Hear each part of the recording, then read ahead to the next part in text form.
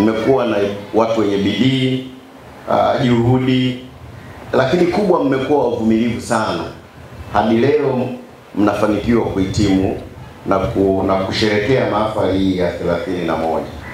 Mimi mwenyekiti nafahamu, nafuatilia sana wahitimu hawa, licha ya juhudi za wazazi ambao nawapongeza sana kuhakikisha wanawasaidia wamalize, lakini natambua miongoni mwao hawa wahitimu, mwenyekiti, wako waliojisomesha wenyewe. Nafahamu wako, nafahamu wamefanya mpaka biashara ya bodaboda ili wapate ada ya kulipa chuo. Wako wamefanya biashara ndogo ndogo mpaka wanahitimu leo.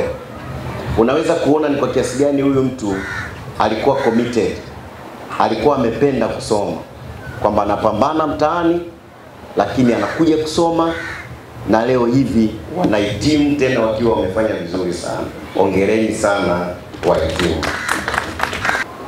Kunataka niwahakikishie kwamba jukumu mlionalo kwa mujibu wa masomo mliosoma ni jukumu kubwa sana. Tusaidieni kuhakikisha taarifa zinakuwa salama wakati wote. Tusaidieni kuhakikisha taarifa za nchi zinakuwa salama.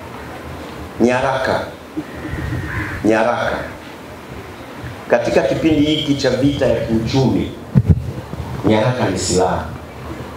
Ndugu mgeni rasmi, tuna kila sababu sana kuishukuru serikali yetu ambayo inaongozwa na mama yetu Daktari Samia Suluhu Hassan, Mheshimiwa Rais wetu. Tunashukuru kupitia ofisi ya Rais, tawala za mikoa na serikali za mitaa, yani TAMISEMI, tumekuwa tukipangiwa wanafunzi moja kwa moja wahitimu wa kidato cha 4 kujiunga na chuo chetu, na hii ilianza kuanzia mwaka wa masomo 2020-2021.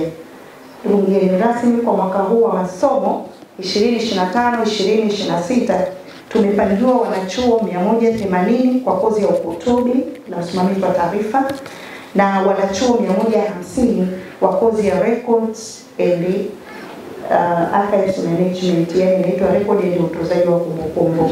Lakini pia tunashukuru wadau mbalimbali ambao wamekuwa wakiendelea kushirikiana na chuo chetu. Mfano, kituo chetu cha polisi wamekuwa karibu sana na sisi wakiendelea kuangalia usalama wa wanachuo wetu. Lakini pia tunashukuru ushirikiano uliopo katika jamii inayotuzunguka katika kata yetu ya Dunda na wilaya yetu ya Bagamoyo kwa ujumla. Hapa mjini wameendelea kushirikiana na sisi kwa kuweza kuwapokea vijana wetu na kuwaelekeza.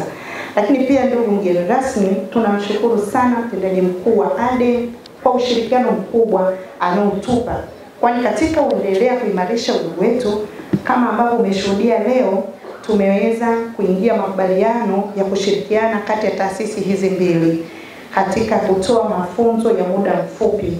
Hii ni hatua kubwa sana ya kuweza kupongezwa sana. Kwa mara ya kwanza tunaandika historia ya kuingia mashirikiano ya kufanya vitu vikubwa kama hivi. Lakini pia ndugu mgeni rasmi, kupitia jumuiya ya wahitimu wetu wa SLADS, tulianzisha jumuiya hii mwaka jana 2024 mwezi Novemba, ambapo katika uzinduzi wake kulikuwa kuna mambo kadhaa tuliyokubaliana nao. Mojawapo ni leo ambalo mgeni rasmi umelishuhudia, na kuweza kuleta vifaa vya kufundishia, vifaa vya kompyuta ambazo ni hizi laptop 11 tumeweza kuzipata. Jamani, ni jambo la kupongeza mno kwa jumuiya yetu hii. Lakini tunaamini hata hawa ambao leo wanakwenda kupokea stashahada zao wataingia katika jumuiya hii. Ndugu mgeni rasmi, mbele yako leo ni wahitimu 135 wa stashahada. Kati yao wanaume ni 56 sawa na 41%, na wanawake ni 79 sawa na 50%. Wahitimu wa mahafali ya 31, hongerani sana. Mbona chini? Hongerani sana. Asante. Rai yangu kwenu, lindeni uadilifu wa taarifa popote mtakapokuwa. Sio lazima wewe umeajiriwa ili kulinda taarifa. Sio lazima wewe serikalini ili kulinda taarifa. Hata taarifa ambazo unafikishia kwenye kiganja chako, ni kutumia utaalamu wako kuhakikisha kwamba taarifa hizo kama ni mbovu basi hazisambai zaidi, lakini kama ni nzuri basi kufuata taratibu zote za kuweza kuzifikisha kunakohusika. Lakini bobeeni katika fani ya TEHAMA, tunaelewa mmeiva, lakini tunaomba msiishie hapa.